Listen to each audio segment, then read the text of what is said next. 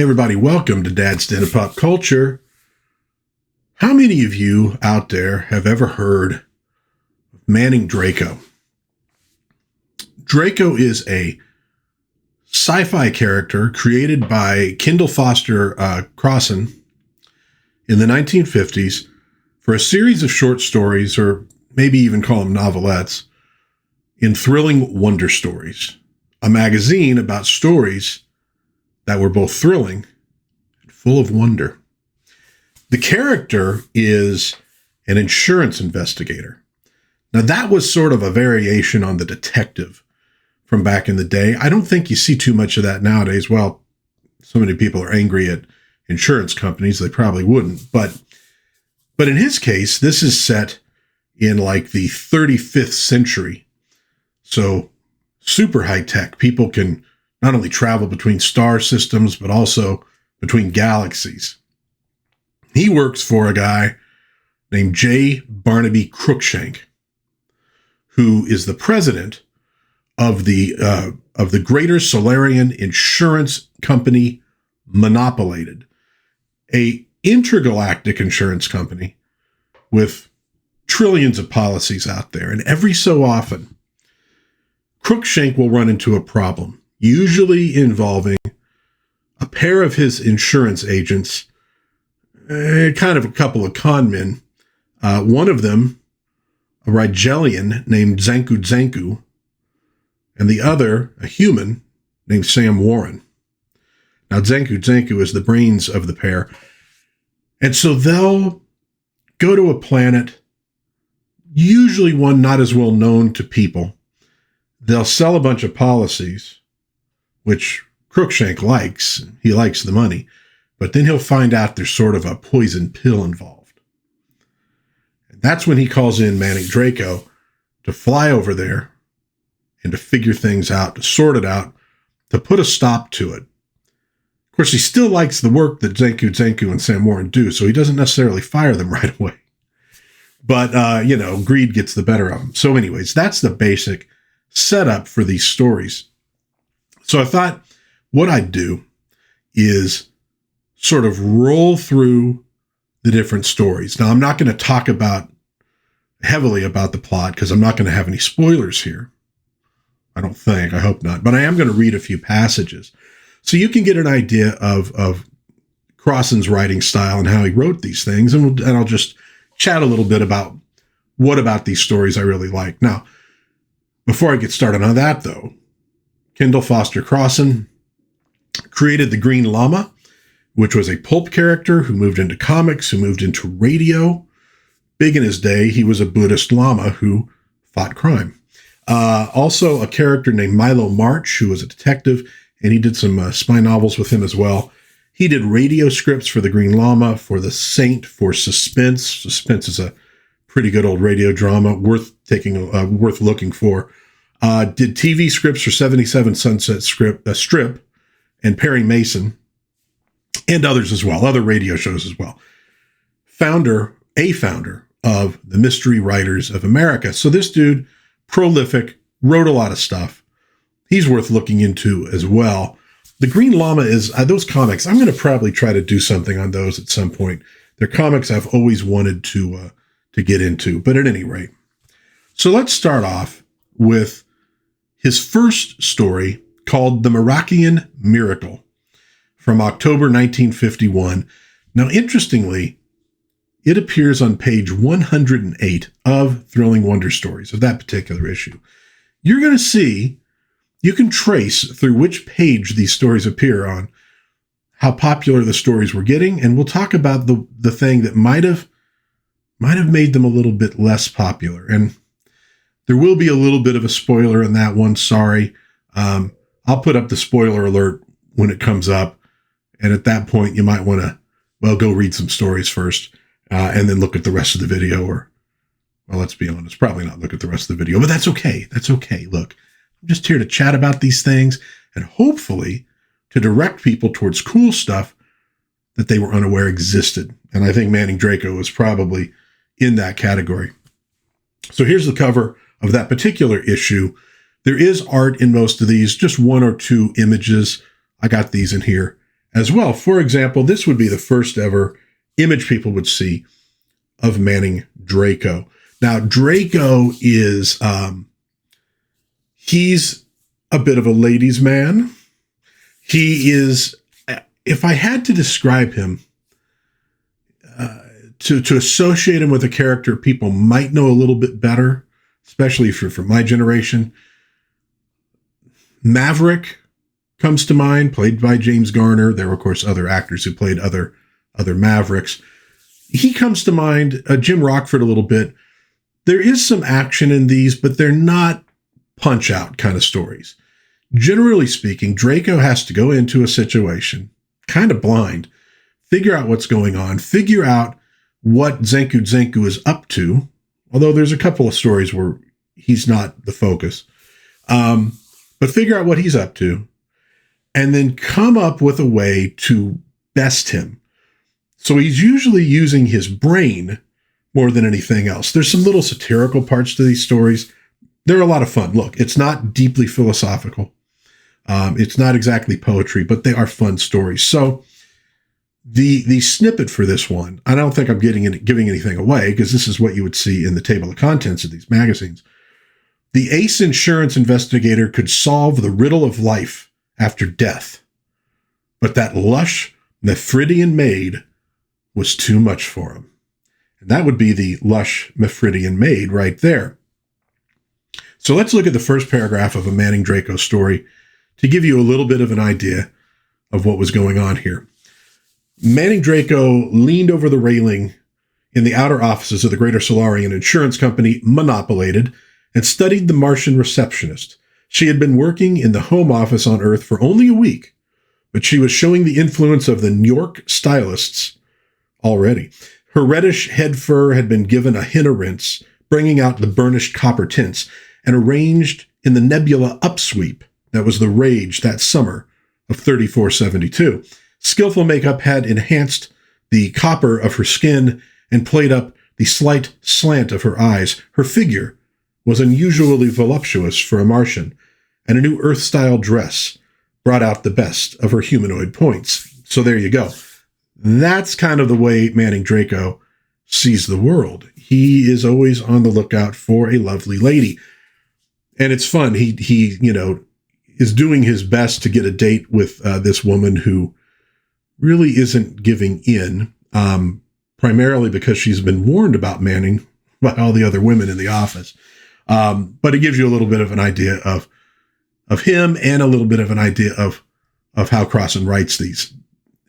I wouldn't exactly say, it's not like the sort of film noir narration of the hard-boiled detective.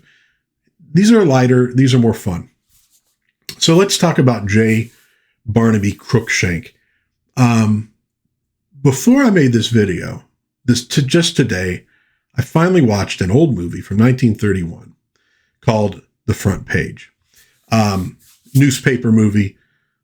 It's a comedy. It's got some more serious stuff. It's based on a play.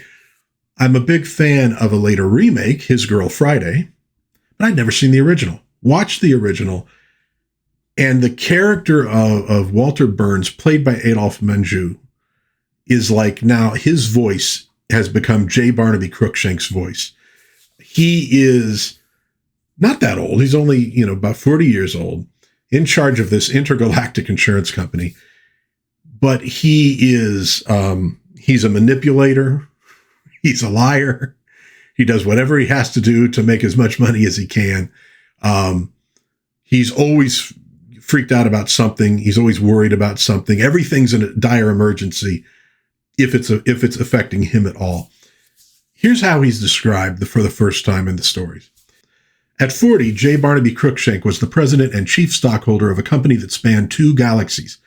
It was true that he had inherited the original company from his grandfather, but up to that time it had been a small company, insuring only humans and confining its operations to Earth. Under the direction of J. Barnaby, policies had been issued to cover all forms of life on every planet. Since J. Barnaby was also influential in Federation politics, the Earth Corporation had soon achieved an intergalactic monopoly charter, and Manning Draco, as his chief investigator, was accorded limited police powers throughout the galaxies. So a couple things you get from that. there's a federation of planets. This was not really that new of an idea in Star Trek. You see federations, united planets, this, that, and the other in a lot of sci-fi before Star Trek comes along. I just did a review of the old Rocky Jones TV series. They have one there. So there is a federation. It is intergalactic, and he has a monopoly on insurance within the federation.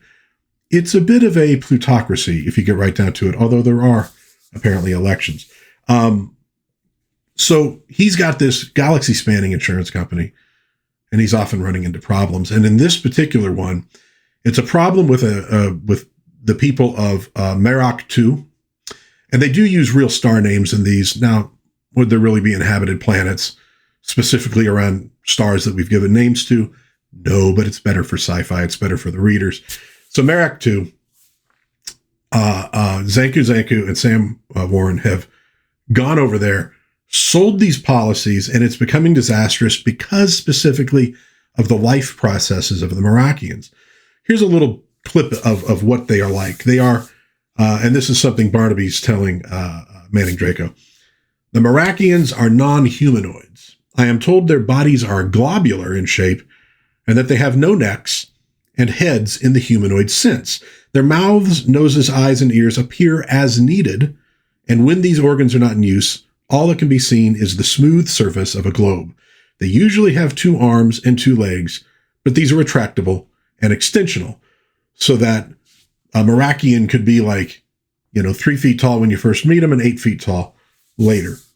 So that gives you a little idea of one alien species. Now, one of the nice things about the series is the world building, or in this case, maybe you could say universe building. Interesting alien races. There's a little tongue-in-cheek to some of them. Some of them are humanoid, or about 99% humanoid, and they do talk about the how they evolved, what they evolved from. That does play a part in the thing. So if you are, say, a role-playing game enthusiast, you could actually get some pretty good material from these stories for setting up like a sci-fi campaign that you could play in. So speaking of those somewhat humanoid aliens, they talked about these Mufridian maid. She's from Mufrid 8. Her name is Cramu Corchet. So here's what he says about the first time she appears. A vision was moving across the room toward him. She, too, was humanoid, with a figure not only human, but more so. She wore the semi-transparent sports clothes, which were the rage in all civilized parts of the galaxy, and she was not one of those who had to have her clothes made with concealed lights to give the illusion of curves that weren't there. Her face, with full, almost pouting lips, was framed in a halo of blue feathers, soft and swirling. So blue feathers instead of hair, but other than that, very humanoid. And remember, this story comes from 1951, talking about transparent outfits and things like that. One thing, if you approach the 50s as though everything in the 50s was Leave It to Beaver, you're missing out on a lot of the 50s. It was not the very, what's the terms I want to use? It was not exactly the repressed, golly gee, nothing grown up decade that some later baby boomers tried to pretend it was. Baby boomers who were little kids during the 1950s and probably weren't allowed to watch or read anything else. There was a lot of interesting stuff going on in the 1950s. And even though these stories are not dirty by any means, they are a little bit risque from time to time. And so there's a secret about this woman, as Draco tries to get something going with her throughout the story, that he finds out towards the end, that has to do with how her species evolved. Because again, she is not actually a human being. So at any rate, she and he end up on this planet and start investigating. Here's the first time we meet Sam Warren and Zanku. And like I said, those two are going to show up in a few of these different stories. Manning, followed by Cramu, strode across to the 2 figures beneath the canopy. One of them was a Terran, shorter than Manning, with a tense, wary expression on his face. His companion was a Rigelian, no taller than Manning, but weighing a good ton. His thick, square torso was supported by 2 legs, like tree trunks. From the upper part of his body projected 6 tentacles. His face was small and expressionless, with 3 eye stalks raised several inches above it. 2 of the eyes were surveying Manning, while the 3rd stalk was inclined in the direction of Kramu. And so, again, here's another very non-humanoid-looking species, the Rigelians. They're kind of an amoral species, so anything to make a buck, they're fine with. And the first story really lays it out nicely about, the special gifts that Manning has, the special abilities that Zenku has, and what he has to go through in order to sort of get past Zenku's defenses to deal with the problem of the Merakians. Again, I'm trying to keep this spoiler free. Read the story and you'll see what I'm talking about. The next story is from the February 1952 issue of Thrilling Wonder Stories. Now, this one appears on page 74. It's moved a little closer to the beginning of the book. It's called The Regal Rigelian. Manning Draco's rival outranked him, being a king for a week. So in this case, they've got to go to Alphard 4 to deal with a problem there that, again, has to do with the way society is structured there. And part of their traditions that are creating a particular problem is that Zenku, who was shown up there, has been named king for a week. So he has almost limitless power to get away with what he wants to get away with. And Draco has to figure a way around it and eventually best him. So one of the interesting things that comes under the heading of world building is through all these stories, you get a lot of footnotes that'll give you details, about what you're reading. Obviously very fictional details. Here's one of them, just to give you an idea. The metal termite, a native of Pluto, is a blindless, it says blindless, I think they meant eyeless and there was a typo. A blindless underground insect, about 10 feet long and weighing close to 3,000 pounds. Earth scale. It is valuable to Federation industry because it devours ore and eliminates pure metal. As a source of cheap labor, its match has not been found in the galaxy. You're going to get a bunch of that stuff. And they are informative. They do help the stories along, but they're also just fun and create this sense of verisimilitude for the setting. So on Alphard 4, the main form of life, the Alphardians, very interesting. So here's how he describes them. Their bodies proper are very similar to the bodies of primitive centipedes, being all of 6 feet long, usually a mottled russet brown in color, and supported by 12 feet on each side. But where the head would normally appear on a centipede, the Alphardians have the upper trunk and head of humans, rearing up at right angles to the rest of the body. If one ignores the lower part of the body, Alphardian males are handsome, and the women beautiful by the strictest Terran standards. So, an odd species. How would they have evolved that way? Who knows? But they did. And it is sort of a little bit of a shock to Manning the first time he sees a woman there. And he's like, wow. Oh, good Lord. She's an insect from down there. So, again, the stories are a little tongue-in-cheek. But Crossen really does a great job of bringing it all together and creating a sense of danger for the characters, etc. Now, the little image you see there occurs early in the story where he picks up a cosmic hitchhiker, a guy by the name of Nar Osnjarn from the planet Kolum in the Coma Virgo galaxy, who's going to school in the Milky Way. And so he plays a part in the story. You can see he's very odd. He's a light purple in color with the kind of, geometric body he has. And so he will play an important part. There's really nothing wasted in these stories. So the next one is from October of 1952. This one appears on page 90, so it goes back a little bit. The Pollux Pretender, the description is, when Manning Draco took a little run up to Pollux to spring a client, that client happens to be Zenku, his business trip zoomed into a surprising emotional mix-up.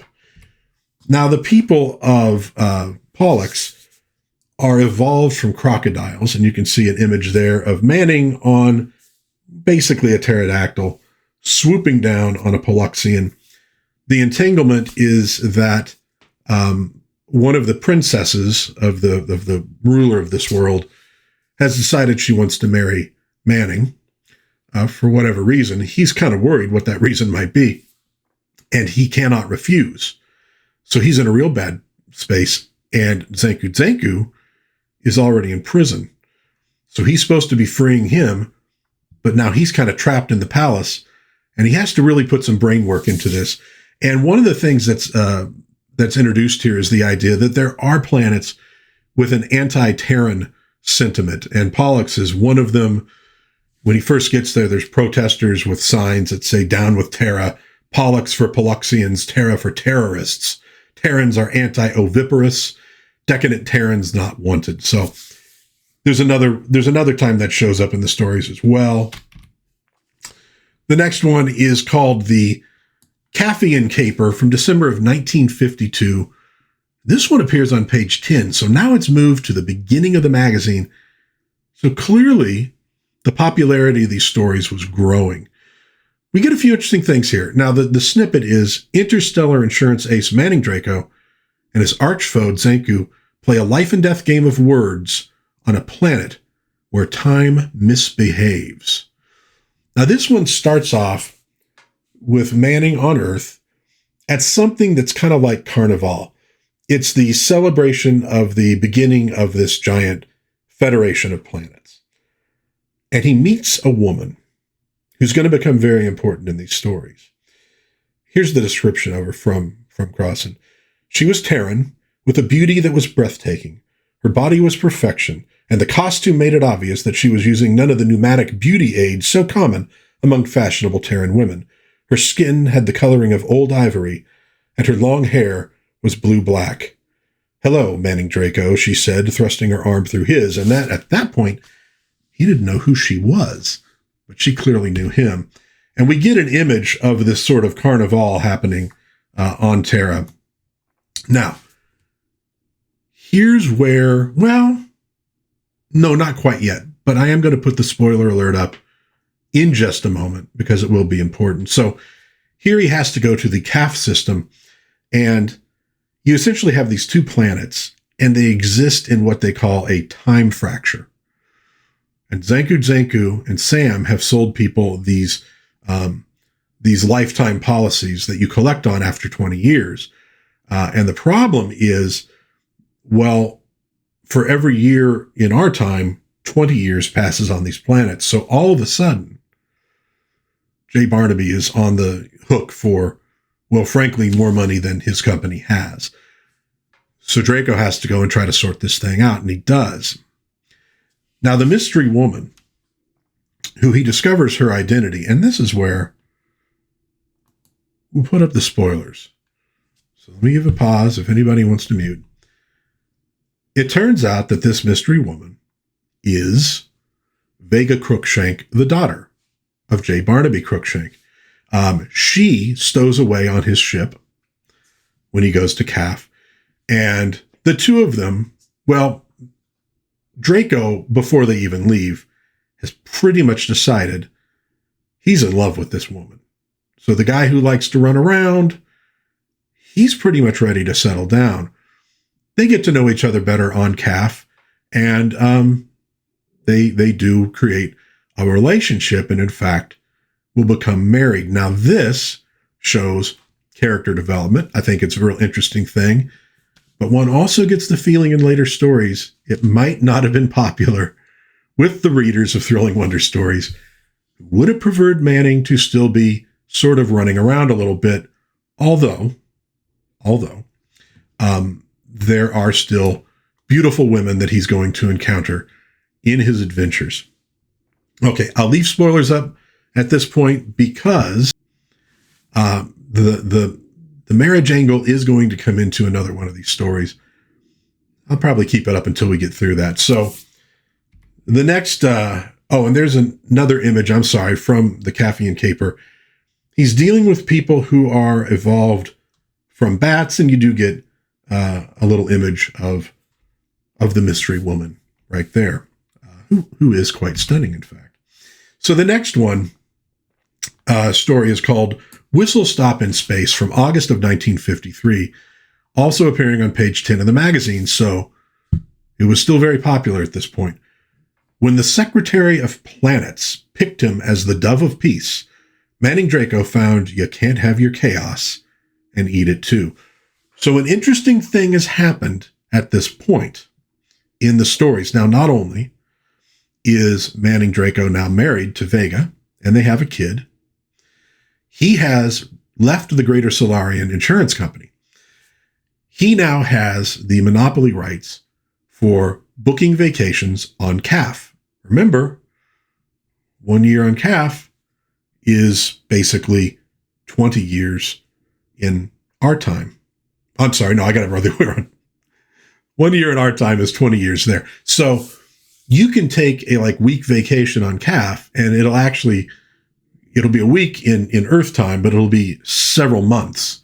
So really popular, and he's making a lot of money. Well, J. Barnaby Crookshank, high placed in his political party, the Republicrats, has been named Secretary of Planets.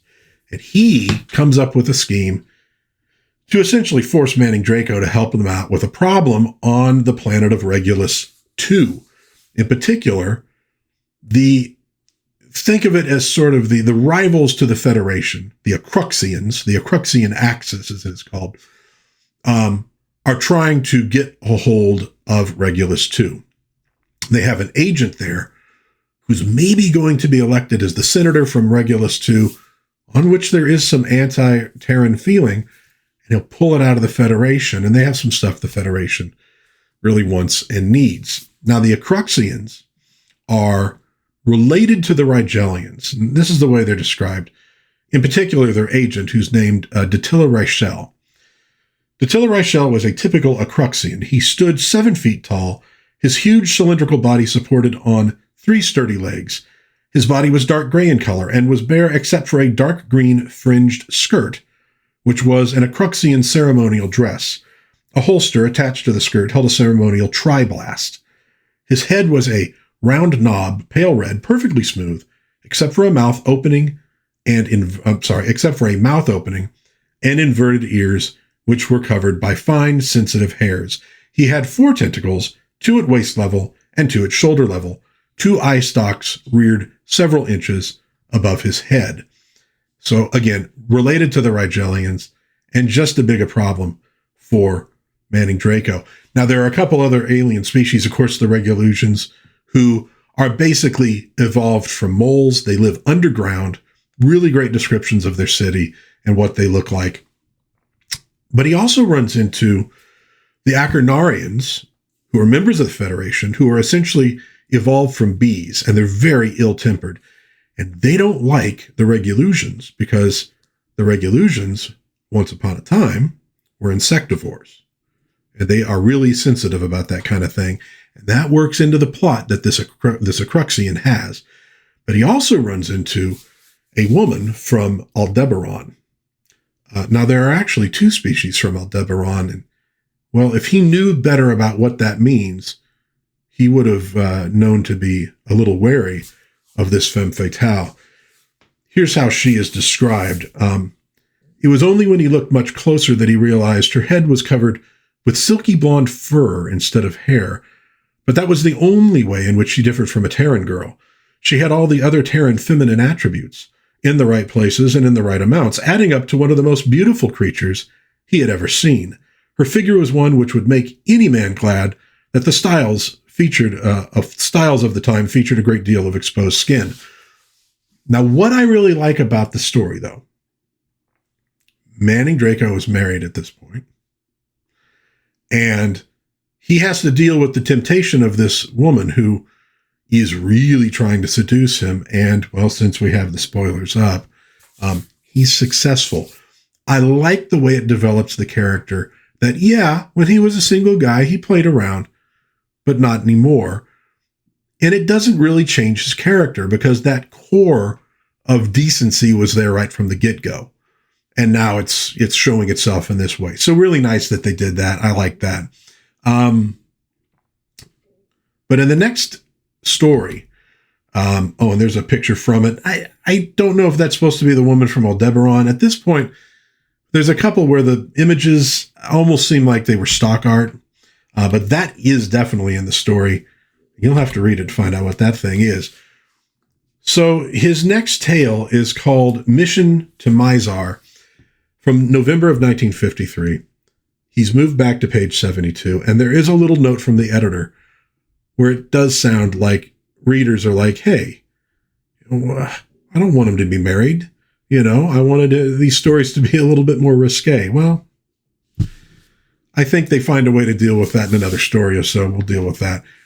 The snippet on this one is Manning Draco was used to doing his father-in-law's dirty work for him, but this was one time when he really cleaned up. We learn a little bit more about the Federation in this one. Now, the Mizarians are apparently evolved from the duck-billed platypus, which features in what they look like. They have this sort of semi-aquatic world. And there's also an interesting mystery woman in this one. So again, I see where people were complaining a little bit, but there were still descriptions of beautiful women in these stories that were often, dressed more or less like women in the old Buck Rogers TV show were dressed. If you know, you know. So I don't know why people were that upset about it, but so she shows up on a ship. There's a really interesting thing with her at the end of the story. Lots of nice surprises, which is why I'm trying to keep the spoilers down to a minimum, because I really want people to read these and see what they were up to. And of course, in this one, we do get a nice piece of art. Manning looks like he has a little mustache now. We see the woman who's described very nicely in the story, and we do see an image of the Acruxian who will show up again. And so you get a nice idea of what they look like. Very alien, but he does make it work. I mean, there's aliens, but they're still kind of human in a way. The next story is The Agile Algolian, Winter of 1954. Thrilling Wonder Stories, page 62. And here's where I get the feeling he's like, I maybe need to backtrack a little bit, but I don't think he wanted to backtrack on the history of Manning Draco and what I don't think he wanted to backtrack on his marriage, basically. This one is a flashback to the year 3470, when Manning Draco, unaware of any special abilities, you're going, what? I'm not going to tell you the special ability. You need to read these. Became insurance investigator extraordinary. So with this one, it starts with him in a hospital, recovering, as it says in the story. 6 months had passed since the accident. That night, he had just finished the case of the Dinta Danebian and was relaxing in the twilight zone of Sin City on Hamel. He had made the mistake of getting into an argument with a 6-armed Kochabian and had been thoroughly and scientifically trounced. He had come to a week later in the hospital. Diagnosis: various severe bruises, 6 broken ribs, 1 broken leg, and concussion. And of course, this is set in the past, so he's not married. And so there's a little bit more dallying with women, and in particular, a woman who is referred to from the planet of, she's an Alothian lady. Was it Alioth? Or maybe Aliothian lady. There's a great twist with her. There's a character in the story called Mickey Hatchet that is a take on Mike Hammer. It's a bit of a parody of Mike Hammer. And we do meet the Algolians in this one, who apparently are very variable in appearance, but they always have 3 legs, 4 eyes, and something else. And when they have hair, it's a sensory organ, so it moves around a little bit. It's not just like our hair. So you get another alien species. This will be like the first time that he's ever met Zanku in this one. I take that back. No, I take that back. It's not the first one with Zanku, is it? Is it? Yes, it is. I'm sorry, it is. Or as he calls himself at the time, Dizzy Zanku, the honest Rigelian who sells asteroids. You'll have to read it. So this one involves life insurance and potential plots of murder. And it's not quite as complex in plotting as some of them, because he's not dealing with Zanku and his particular set of powers, but it's still a pretty entertaining tale. And that was, unfortunately, that was it. For whatever reason, the stories seemed to have run their course at that point, maybe in terms of popularity. And that was going to be it for our hero. But even though there's only a few stories, they're very entertaining. Manning Draco is a really fun character. There's great world building, good character moments, good character interactions. They're a little bit risque. They're not particularly violent. So it's more, brain work as he plots and plans of how to outsmart his opponents rather than outfighting the opponents. Very much worth your time to read. Fun sci-fi. Go and give them a look. I found these particular scans of Thrilling Wonder stories in the Internet Archive. They might be out there. And some of the stories, I think 4 of them, were published at one point in a little anthology book, but I think it was quite a long time ago. So finding that book might be just as hard as finding the original magazines.